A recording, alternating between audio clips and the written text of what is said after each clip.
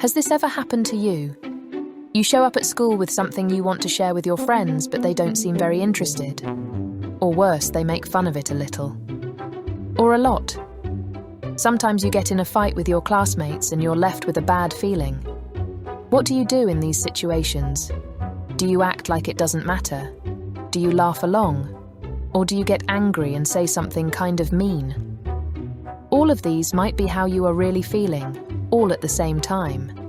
It can be confusing, dealing with a swirl of strong emotions, especially in the moment. What if you could capture that feeling tornado, that emotional hurricane, that whirlpool of sensations, and pin them down in a way that helps you get them all under control, or at least better understand them? That's what journaling is for. Well, it's one reason to keep a journal, and it's a good one. Sometimes you're not exactly sure what you're feeling, right? Journaling can help with that too. You can even make a list of different feelings and pick one or two. Figure out the difference between feeling sad or feeling angry or feeling disappointed. By writing down these different parts of your emotions, you're really explaining it to yourself.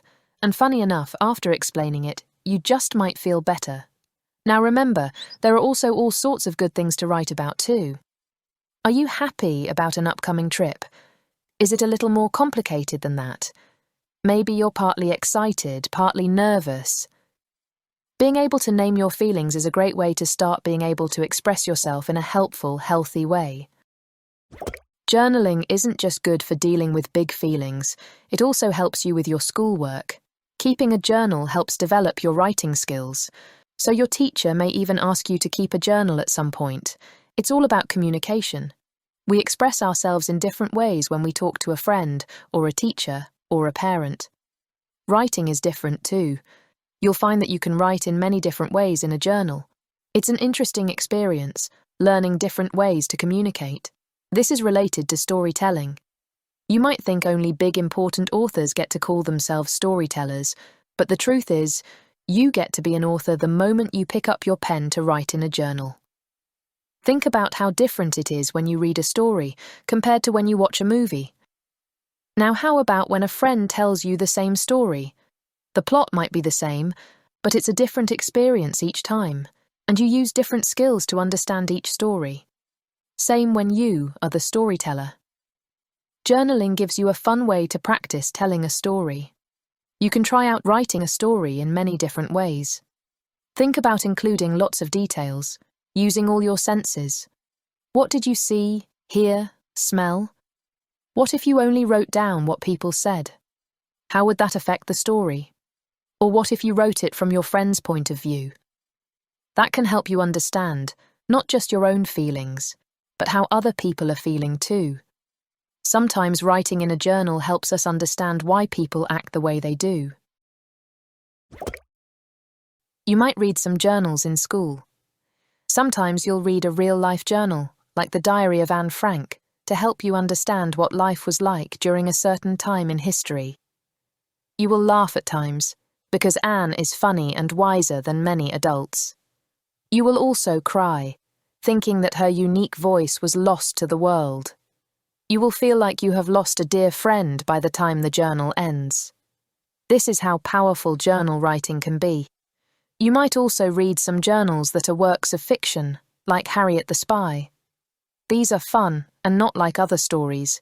You get to hear a character's inner thoughts and feelings, or at least what they chose to write about in their journal.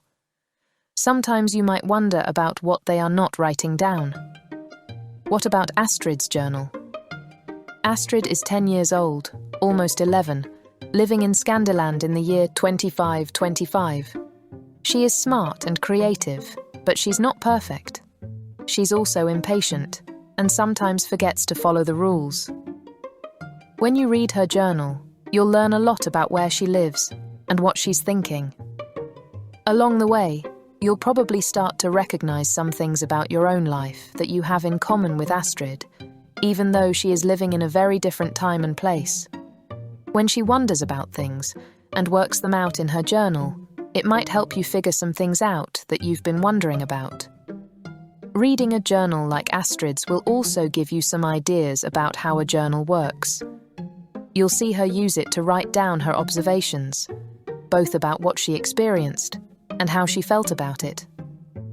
Sometimes Astrid shares a memory, so she writes about the past. Other times she writes about things she's looking forward to or is nervous about. So she also writes about the future. Sometimes she wonders about what to do and tries to figure it out. Journals can help you make decisions about things, like when it's not obvious what's the right thing to do. There will be some words you don't recognize in Astrid's journal because she's living in a different time and place, and you'll learn she also likes to make up some words. That's okay. You can look them up. This lets you see that a journal can be a place where you try out new words and even new ways of writing. It's your journal. It's up to you. For each entry in Astrid's journal, you'll find a reader's guide. This will include questions to help you find details in what you're reading and think about it on more than one level. You'll also find journal writing prompts that are for you to use in your own journal. You can also start your own list of prompts, so you have ideas ready for those days when you're not sure what to write. Are you ready to get started? There's no wrong way to keep a journal. Some people like to write in a notebook. Others like to type on a computer. One nice thing about having a notebook is that you can easily take it with you anywhere, and you can add in drawings or doodles. Sometimes drawings can help you better understand your thoughts too. Believe it or not, you probably won't think exactly the same about certain things in the future. Journals help you capture what you were thinking and feeling just at that one point in time. That's why it's a good idea to add the date each time you write. When you look back at your old journal entries, you'll be amazed about the things you were worried about, and you might even get a good laugh. Do you want a theme for your journal? Here are some ideas. Reflection journal. What is one thing you would like to remember about today? Learning journal. What skill or knowledge did you explore today? Gratitude journal. Some people like to think back and remember something they are thankful for each day. It could be big like a new puppy, or medium like an ice cream treat, or small like a quick smile you shared with your neighbor. These are all things that make us glad to be alive. A similar idea is rose and thorn. Not everything is sunshine and rainbows after all. In this kind of journal, you think of one thing that was good and another thing that was bad. It could also be more subtle. The rose could be just a glimmer of hope, and the thorn could be something that was just a little bit challenging. Remember, journaling can help you understand those subtleties. We call this emotional intelligence, and developing it is a huge part of growing up. You don't have to write in your journal every day, unless your teacher tells you to. You might only want to write once or twice a week, or when something important happens. Sometimes you might write a lot, or just a little. Remember, it doesn't have to be perfect or beautiful, but if you want to work on how it looks, that's okay too. Keeping a journal is for you. Join Astrid's journey by signing up on the Socratica Foundation website. Find the link below.